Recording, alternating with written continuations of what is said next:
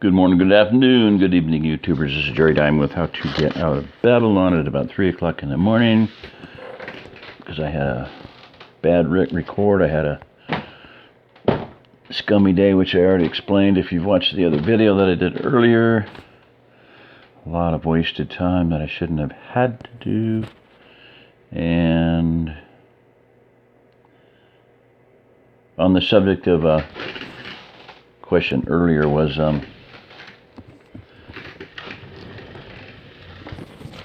about eating rats and stuff. And I answered by saying personal choice. Now, beyond that, it's choice of, personal choice of if you're walking where you would have normally figured you would have been driving, or you're in a survival situation, you're out in the woods, you get lost, you're in a plane wreck, car accident, whatever it may be. Now, understand that a lot of people die in those situations because they thought they needed to eat, and they didn't. In other words, Papa Bear, Robert Whitmore, survival expert. He was the mountain man advisor for the movie Jeremiah Johnson. I don't care how many times you've heard me say it. I'm going to say it again. I love it. I took my hunter safety with him just by chance, coincidence, not. I would not be alive if it wasn't for having taken it under him by chance, by coincidence, okay? Neither would my wife, any of my children, or any of my grandchildren. So I wanted to do a one-day course, took it with him. It was about 60% survival, 40% safety and hunter stuff. But he was paid $500 per diem on search and rescue missions. He went out with Chopper 9 News to look for people that, got lost. He saw so many of them, people dead, for no good reason other than, and I'm not even going to say stupid, they didn't know enough. So he started the Wilderness Institute of Survival Education, WISE, and he has saved, I don't know, I'd say he's been, who knows, hundreds, not even hundreds, thousands of lives. People are still alive. So years later, my wife, son, and daughter, two oldest children, took hunter safety under him at his house, in his teepee. And in the house, he said, handle any of those guns, no problem, Well, I picked up the Hawken rifle, made from all authentic, original parts for the movie Jeremiah Johnson. The director got one, Robert Zemeckis. Robert Redford got one. And Papa Bear got one. So, anyway, quite the bit of history. So, be where you are at. You got to be where you're at. But a lot of people die thinking they have to eat. Well, survival is a rule of threes. You're not going to starve to death for 3 weeks. Your belly might feel funny. You might think you got to eat. Unless you have some weird, like diabetes or something. You really don't need to eat. Anybody can last quite a while without any food. And you need to drink water, yes, but you won't die of dehydration for 3 days. Survival is a rule of threes. You do, however, need to have shelter within 3 hours. Desert, mountains, doesn't make any difference. You're going to face some kind of change in temperature that your body can't deal with without shelter. So, shelter's number one. And if there's a gas attack within 3 minutes, you need some air. But this is one where they're getting everybody. Chemtrails, blah, blah, blah, they're doing this, they're doing that, they're doing the other thing. You need, within 3 seconds, you need hope. You have to have hope. And a lot of people are letting that be taken away from them. There is no hope. One guy wrote on a thing recently, said, "Oh, you're forgetting the power plant in Kansas and this and that. There is no hope. There is doom everywhere. And I'm like, well, I'll go with the side of I'm going to live and walk on the side of the creator that put all this together and created this magnificent, gigantic fortress. So, anyway, so you can hedge your bets. Maybe someday you will be in a certain situation. And I'm not saying you're going to have one of these, but a wrist rocket's very small, and these darts are small. Get some. This thing, totally, it was an experiment. I'll be giving it to my grandkids. Yes, it will shoot these darts, but not anywhere nearly as efficiently or accurately as a wrist rocket, a slingshot, or whatever. So, but that's the sling, and see, that's made to fit that little notch on the dart there.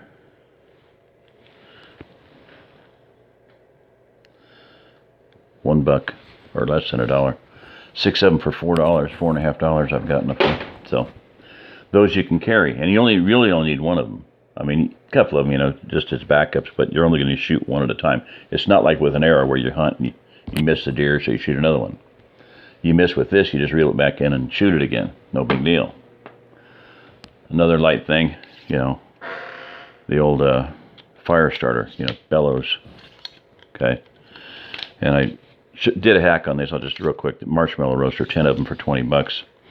The little, what do you call them? The little bellows was 6 of them for $20. That was 24 inches long. This is 42 inches long. You can roast hot dogs, fish, tree rats, squirrel. You kids think you're tough for being up here eating beans. You should be down in Denver. Been under siege for 3 months. They're eating rats, sawdust bread, and sometimes each other. The pyres for the dead light up the sky at night. It's medieval. And it will be. Okay, so, said that before. Okay, back to it. Personal choice. Pay your money and take your choices. Take your chances. But, another thing, cast nets, Throw them out, pull fish in. Yeah, look into those. You can get them on eBay. Go to Walmart, check them out. Not something you're going to backpack around, but whereas this is multi-purpose, a slingshot and the dart, squirrels, whatever, small game, birds. You can shoot a bird with it, theoretically, which would be clean eating, say. But it also takes fish, so. Whereas a cast net is good only for fish. But they would get a decent amount of fish instead of spending time fishing with a... Men have a nothing box. They can do that all day long. What are you thinking about? Nothing. You can't possibly be thinking about nothing. I was until you got here. Shut up. Go away. Leave me alone. That's why men can sit there with a remote. Click, click. Click, click. Click, click. Click, click, click, click, click, click, click, click, because they're in their nothing box. All right. Chapter 24. When the men got home, they noticed the security committee had already started on the preparations that had been approved. The Silver Hills sign had been taken down, and Susan Banks was supervising a group of men digging a foxhole for the guards where Gunny had suggested. About 10 other men were working on the ditch. Ted and a couple of other men were driving T-posts into the ground for the barbed wire fence, and another man was working with the post hole digger. Chaparro was putting a big pipe in the ground to hang the gate from. Mark stopped the truck to check on everyone's progress. Chaparro told him the gate was almost ready. It just needed a few finishing touches, and as soon as he had the pipe set, they could hang it. He'd found a bag of concrete to set the poles. Susan said she had quite a few volunteers to dig the foxholes and to dig out the ditch. She'd checked with Gunny, and he told her they needed to talk a little bit about where the other holes would go, but that she could start on this one for the guard post. Ted came over and told Mark that he'd taken his Trans Am with the little motorcycle trailer to Poth to buy the T-posts. He said he didn't have enough money to buy all of the posts and barbed wire, but he was able to get enough to get them started. They were setting the post every 10 feet. Every fifth one was going to be a 3-inch steel pipe that Chaparro had promised to make as soon as the gate was finished. Ted suggested they might want to ask for donations toward the rest of the materials, like the gardening committee had. Chaparro finally noticed that Mark and Jim didn't have anything on the trailer. He asked them how it had gone, and they told him. Ted and Susan what had happened. So what are we going to do about water? Ted asked. We can keep using the generator for a while. There's plenty of gas in the cars that won't run to last several months if we're careful. We'll just keep looking. There has to be a windmill we can buy or borrow somewhere, Mark answered. The two friends excused themselves and drove up to the house. Gunny and the four women were still at the store. George was supervising the tilling across the street and walked over when he saw the red truck pull into the driveway. Jim explained that the trip hadn't been successful. When they went into the house, Sam had emptied the pantry out onto the kitchen table and floor and was writing everything into a large spiral notebook. David was reading a book to the twins. It was almost lunchtime, so the men fixed lunch for everyone. Afterwards, Jim headed back over to Manny's to finish fixing his Suburban. Mark looked in the shed, found a shovel, and headed down to help with the digging. It was hard work.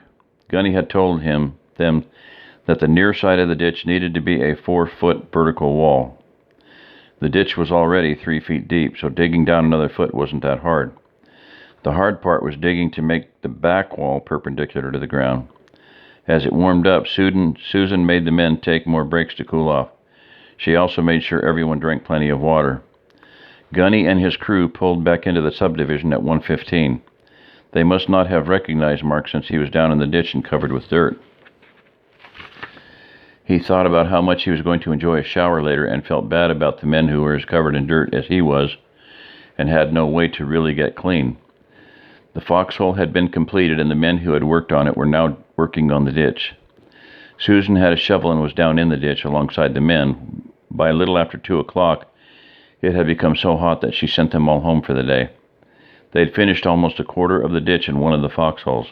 When Mark got home, Jim had filled the shoppers in on the trip to the ranch.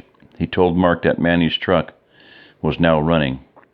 Mark asked Jess and Lisa about their trip to Kroger. They had some interesting and disturbing news, and Lisa told Mark and Jim what had happened. This Kroger wasn't nearly as busy as the closer one. We were thankful that we didn't have to wait as long, but then we found out why. 2 days ago, they had a riot there over the buses. It seems a lot of people in that part of town were counting on riding the bus home instead of having to walk with their groceries. It was getting late, and people were waiting in line for their turn when a bus pulled up, and the driver announced that he was the last bus for the day. We were told there were over 250 people waiting and only room for 70 if people stood in the aisles. As many as could squeezed into the bus, but the ones who couldn't get on went crazy and started attacking the bus. The mob actually turned the bus over. Lots of people were hurt and 2 were killed. The police at the store tried to quiet the mob, but the crowd turned on the officers. It got real ugly, and the 2 cops shot 13 rioters before the mob overtook and killed them. The manager at the Kroger said only about half as many people had been coming into the store since then. That's awful, Mark gasped, and we didn't even hear about it on the news. The good news is that we bought enough staples to last us 8 weeks. At least 8 weeks. If we can't get any more food, we won't go hungry. It may get a little monotonous at meal times, but we'll make it, Jess said with a smile. That is good news, Mark said.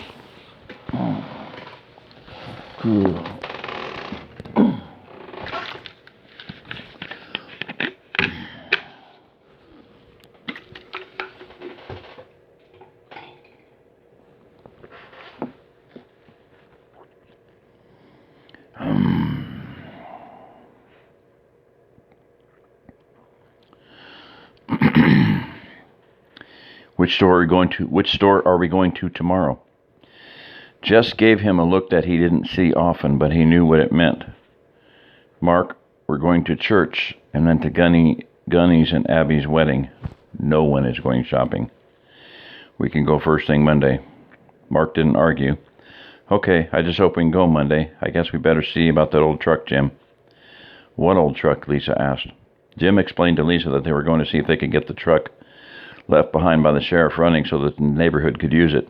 The 2 friends unhooked Chaparro's trailer and drove down to the MZB truck. It had 3 flats, but they could only find one tire with a bullet hole in it. Mark thought that the other 2 might have gone flat when the truck skidded sideways. If that was the case, then the tires could still be good. They tied a tow strap to the front of the truck and pulled it up onto the road. Jim took Mark's truck up to the house to get the air compressor, the generator, and a jack. While he was gone, Mark looked the truck over. Of course, the windshield was gone, and there were a few holes in the body, mostly in the doors, but it wasn't shot up as badly as his truck was. That was probably because he, Manny, and the guards had been more selective with their shots. He opened the hood, and there were 2 big holes in the radiator that Manny had probably made with the .308. The good news was that since the engine was a straight 6, it was long and skinny, and the bullets hadn't hit the engine block. One had totaled the alternator, though, and the other appeared to have passed through without creating further damage. Mark looked inside. The keys were still in the ignition. The truck was full of blood and some fragments of bone. Mark started to experience the sick feeling he'd felt the day before. Jim came back, and they used the jack to lift the back of the truck. Jim aired one tire up while Mark took the spare out of the bed and replaced the tire with the hole. With that done, they jacked up the front and used the compressor to reinflate the other flat. Jim reached in and turned the key, and the engine roared to life. He turned it off and asked Mark if he wanted to drive or pull it up to the house. Mark informed him about the ventilated radiator and suggested they tow it back to the house. Jim looked in the cab where 2 of the MZBs had met their fate and wrinkled his nose. "Somebody has to get in there to steer," he said, making it clear that he didn't want to be the one. "This was your idea, Jim." Jim's shoulders slumped, and he walked over to Mark's truck and got the plastic that had been over the back window. He placed it over the seat of the International Harvester and climbed in. Mark reattached the tow strap to the truck and pulled the lame truck to his house. The men hooked the generator up to the well so that the truck could be cleaned out with a garden hose. Mark explained that he had something else that he needed to work on. Jim, looking like he was beginning to regret his idea, unrolled the garden hose and pulled it over the truck to get started cleaning. Mark went into the house to find the girls working on a cake for Abby and Gunny's wedding. "I thought you girls wanted some shooting lessons," Mark reminded them. "We do, but can't we do it after the meeting when it's cooled off a little?" Jess asked. "I don't see why not. When you're ready, just get Jim to help you. He's the expert," Mark instructed. "Where's David?" "He's across the street taking water to the guys working the field." Mark walked out of the house to find David just coming back with the empty pitcher. "Do you need to take more over?" "No, sir. This was the 3rd trip, and they're okay for now." "Good. I need you to do something for me. Get the lawnmower and set it as low as it will go. Then mow the grass right behind the shed. I'm going to Chaparro's house, and when I get back, I'm going to need you to help me some more." "Yes, sir." David took off to the shed. Mark walked down to Chaparro's house and talked to the big man for a few minutes. "Sure, Mark, we can do that. I was finishing the gate, but the concrete has to dry for at least 24 hours before I can hang it. Anyway, let me get the stuff we need, and I'll be down in a few minutes," Chaparro told him. Mark walked back and found that David had finished with the grass and was waiting for him.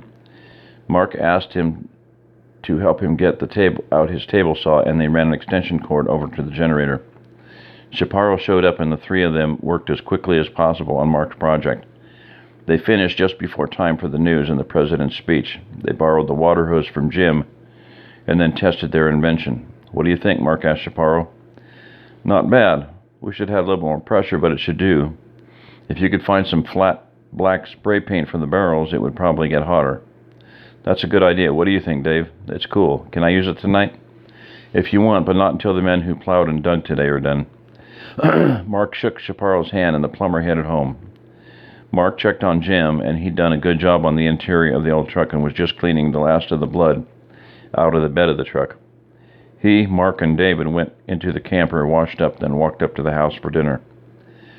Both the news and the president's speech were just the same old thing. The president did mention tonight that they were still working diligently on the power and that it should start coming back on soon. He didn't mention a definite time frame, though. He added Miami and Baltimore to the list of those under martial law. Mark wondered how many cities could be controlled by the military before the troops got spread so thin they became ineffective. The only other thing of interest on the radio was the fact that a tropical storm in the Gulf was expected to bring rain to South Texas in the next 2 or 3 days. The group walked down to John's for the meeting. Nothing was new except for some of the faces. Their little community was growing by leaps and bounds. Mark reported on his failed attempt to get the windmill, but told the residents not to worry. They had enough gas to last until they could find one. He noticed that the stairs he got tonight weren't quite as bad as the night before, but it still made him uncomfortable. George and his committee reported on how it was going with the first lot. They were less than half completed with the groundbreaking. Some of the men were going to work on it tomorrow and Monday. Then they hoped to row it up. George asked everyone to be on the lookout for a tractor they could beg, borrow, or steal. Next, the security committee reported to the group. Each member told where they were with the preparations. Ted asked for donations to go toward barbed wire and posts they needed to finish the job. Chaparro said he was waiting for the concrete cure to hang the gate. He'd come up with the idea to place posts made out of 6-inch pipe and filled with concrete about every 3 feet across the other drive to stop anyone from driving in that way.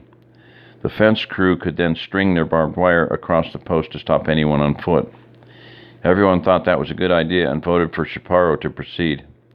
John reported that he'd start his guard training program on Monday, and that half of the guards would be trained next week and the other half the week after.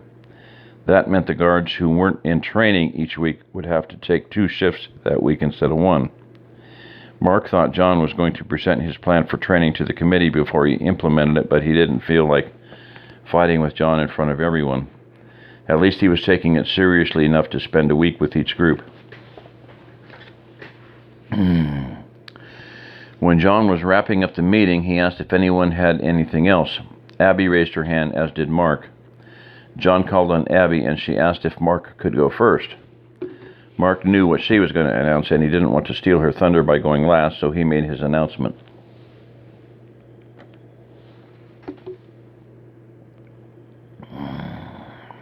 Chaparro, David, and I rigged up a makeshift shower behind my shed. We put 2 55-gallon water barrels up on the roof, and Chaparro plumbed them together and ran a shower head off of them. We built a wood slat floor and hung a tarp around it. The sun should heat the water nicely during the day, I think. We could use some flat black spray paint to help the barrels absorb the heat, if anyone has any. I'd like to give the men who worked on groundbreaking, post driving, and ditch digging the first shot at trying it out tonight. I don't know how warm the water will be since we just finished and filled it an hour ago, but if you're willing, just come on down around dark. If this works, we can see about building some more. When he finished, the whole crowd applauded. Don't get too excited, he warned. We don't even know how well it's going to work yet. When the applause died down, John called on Abby. She told the crowd about her wedding and invited the whole neighborhood to the ceremony and simple reception in the church hall afterward. If they were happy about what Mark had announced, they were ecstatic about Abby's news. Everyone was clapping and shouting congratulations. Abby turned red at the attention, but if Gunny was embarrassed, no one could tell. He just stood straight and stiff as a PFC reporting for his first assignment.